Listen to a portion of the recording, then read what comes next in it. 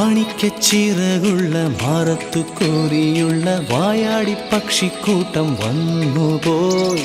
കാടൊന്നു കാണാനായി കൂടൊന്നു കൂട്ടാനായി ആകാശപ്പുഴ നീന്തി കുതിച്ചുപോയി.